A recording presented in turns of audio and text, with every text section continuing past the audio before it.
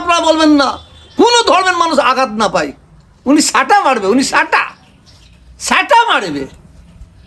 আর ইনি বলে কোন হরিদাস পাল, জানো মনে হচ্ছে যেন ভারতবর্ষটাকে স্বাধীন করেছে দিলীপ ঘোষের বাবার স্বাধীন করেছে, দিলীপ ঘোষ স্বাধীন করেছে।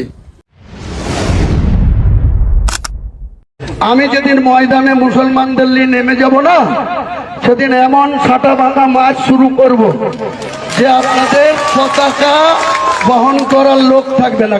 লাখ লাখ লোককে রাস্তায় নিয়ে নামাবো আর ছাটা ভাঙা মাছ দেবো আর জেলে যাব। অতি সম্মান জানিয়ে বলছি, হুমায়ুন কবিরকে এই অধিকার কে দিয়েছে? ওনাকে এত বড় অধিকার কে দিয়েছে? উনি কি সারা পশ্চিমবাংলার মুসলমানদের ঠিকা নিয়েছে? এই ধরনের কথা বলে মুসলমানদের উত্তপ্ত করবে? মুসলমানরা ঘাসে মুখ দিয়ে চলে? এটা ভাষা হলো? ওনার মুখ দিয়ে মাঝে মাঝে খিস্তি বেরোয়, গালাগালি বেরোয়। আমি হুমায়ুন সাহেবকে বলবো, আপনি আপনার পলিটিক্যাল ম্যাটারে যেটা বলার বলুন, আপনি আপনার নিজস্ব যেটা বলার ম্যাটারে আপনি বলুন। আপনি কথা বলতে গিয়ে আপনি বাংলার মুসলিমদের টেনে কথা বলবেন না, কেন আপনি বাংলার মুসলিমদের ঠিকালেন নে। আর আপনি এই ধরনের কথা বলে আমার অন্য জাতি অমুসলিম ভাইদের মধ্যে একটা ক্রোধ, একটা রাগ সৃষ্টি করছেন, একটা তাদের ওপর মুসলমানদের উপর একটা ক্ষোভ সৃষ্টি করছেন। এটা কি আপনার সঙ্গে কারোর সঙ্গে বোঝাপড়া হয়ে আছে নাকি যে আপনি মাঝে মাঝে এইভাবে বলবেন? এটা আপনার মোটে বলা উচিত হয়নি। বাংলার যে কোনো মুসলিমকে জিজ্ঞাসা করবেন, কেউ আপনার এই কথাকে সমর্থন করে না। ওই কি মারে বলেছি যে সাটা ভাঙা মার, আপনি সাটা ভাঙা মার্গে যান না, নিজের মার্গে যান না। আপনার বাংলার মুসলিমকে নিয়ে আপনি নেমে সাটা মারবেন, বাংলার মুসলিম আপনার কথা ঝাম মেরে দেবে। একটা কুয়ায় বসে সমুদ্র গল্প কেন করেন আপনি? আপনি কি সংখ্যালঘু মুসলিমদের সারা পশ্চিমবাংলার মুসলমানদের ঠিকা নিয়েছেন? আমি আপনাকে অনুরোধ করব, আপনার নিজস্ব যা কথা বলা বলুন। আপনি কথা বলতে গিয়ে মুসলিম জাতিকে আপনি টানবেন না, মুসলিম জাতিকে বিভ্রান্ত করবেন না। এটা আপনার কাছে আমার অনুরোধ, এটা দাবি। এই কিছুদিন আগে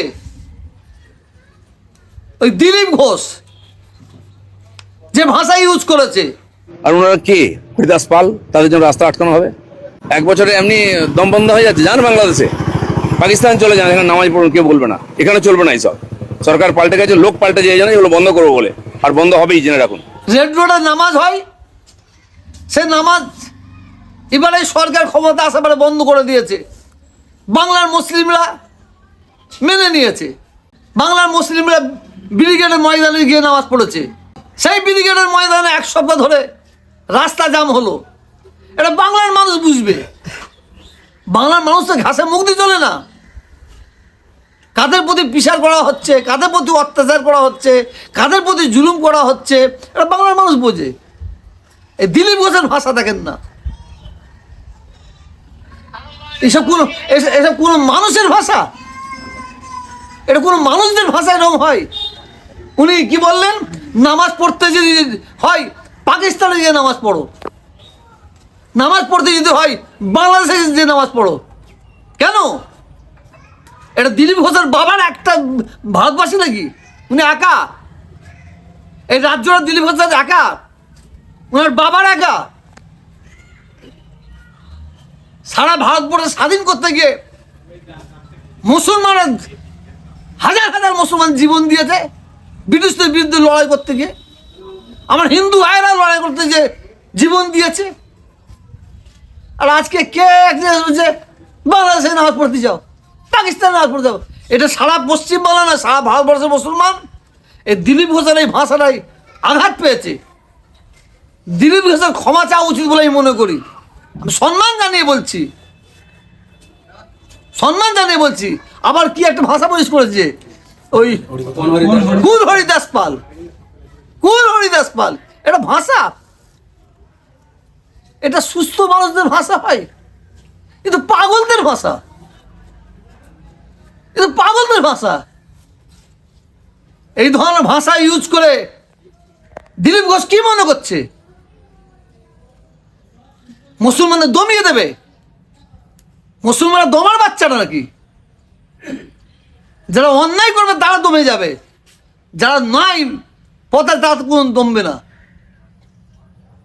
বিজেপি সরকার ক্ষমতায় এসেছে, বাংলার প্রত্যেকটা হিন্দু, মুসলিম, শিখ, ইসাই সবাই চাইবে সুন্দরভাবে রাজ্য চলুক। যার জন্য তো তৃণমূলকে ছুঁড়ে ফেলে দিয়েছে। তৃণমূলকে ছুঁড়ে ফেলে দেওয়ার মানে কি? এই সরকার এসে দিলীপ ঘোষের মতন মানুষ এসে মুসলমানদের হুমকি দেবে, আর মুসলমানের হাতে চুরি পড়ে আছে, তাই না? আমি মনে করি আগের সরকার, যে মমতা ব্যানার্জির সরকার, টিএমসি সরকার, এই টিএমসি সরকারকে মমতা ব্যানার্জির কিছু এমএলএ, এমপি, সভাপতি ঠিক এইভাবে দিলীপ ঘোষের মতন ভাষা বলে, দিলীপ ঘোষের মতন ব্যবহার করে সরকারকে শেষ করে দিয়েছে। আর দিলীপ ঘোষের মতন কিছু নেতা এরাও শুরু করেছে। শুভেন্দু অধিকারী মুখ্যমন্ত্রী হয়েছে, চারিদিক দিয়ে এক এক ভাষা ইউজ করবে, মানুষ যাতে এই সরকারের ওপর থেকে মন উঠে যায়, যাতে শুভেন্দু অধিকারীর ওপরে মানুষ ক্ষোভ সৃষ্টি হয়, সেই ভাষা ইউজ করছে। আমি মাননীয় মুখ্যমন্ত্রী শুভেন্দু অধিকারী মহাশয়কে বলবো, এই ধরনের ভাষা যারা ইউজ করবে প্রত্যেকের জন্য আইন সমান করতে হবে। হুমায়ুন যে ভাষা ইউজ করেছে তার জন্য যে শাস্তি হুমায়ুন পাবে সেই শাস্তি যেন দিলীপ ঘোষও পায়। আইন সবার জন্য সমান। এরপরও আমি মুখ্যমন্ত্রীকে বলবো, দলকে যদি সুস্থভাবে রাখতে হয় তা আপনার দলের এমএলএ, এমপি যারা আছে তাতে করে এই ধরনের ভাষা ইউজ করতে নিষেধ করুন। মমতা ব্যানার্জির মন্ত্রীরা, এমএলএ, এমপিরা তাহলে এই ধরনের মানুষের প্রতি পিশার করেছে, অরাজকতা তৈরি করেছে, বাজে ভাষা ইউজ করে দলটা শেষ হয়ে গেছে, খুঁজে পাওয়া যাচ্ছে না। আর এই দলের, আপনার দলের যদি নেতারা এই ধরনের ভাষা ইউজ করে, দুদিন পরে আপনাদের খুঁজে পাওয়া যাবে না। কারণ বাংলার মানুষ চেয়েছে, আপনারা ক্ষমতায় এসেছেন, বাংলার উন্নয়ন হবে, যেসব ছেলেমেয়েরা শিক্ষিত ছেলেমেয়ে চাকরি পাবে না তারা চাকরি পাবে, শিক্ষা ব্যবস্থা সুন্দর হবে, স্বাস্থ্য ব্যবস্থা সুন্দর হবে, রাস্তাঘাটের ব্যবস্থা সুন্দর হবে, পানীয় জলের ব্যবস্থা সুন্দর হবে। এই জন্য তো বাংলার মানুষ আপনাদের চেয়েছে। আর এ না করে দিলীপ ঘোষ আবার ভাষা ইউজ করেছে। একটা পাগল এই ভাষা ইউজ করবে না কোনো ধর্মের মানুষদের উপরে। ওই কি যে বললে হরিদাস পাল, কি ভাষা? ছোট লোক এতদের মতন ভাষা, অশিক্ষিতদের মতন ভাষা, চামারদের মতন ভাষা। আমি দিলীপ ঘোষকেও বলবো আর হুমায়ুন সাহেবকেও বলবো, আপনারা ভাষা সংযত করুন। এমন ভাষা আপনারা বলবেন না কোনো ধর্মের মানুষ আঘাত না পায়। উনি সাটা মারবে, উনি সাটা মারবে। আর ইনি বলে কোন হরিদাস পাল।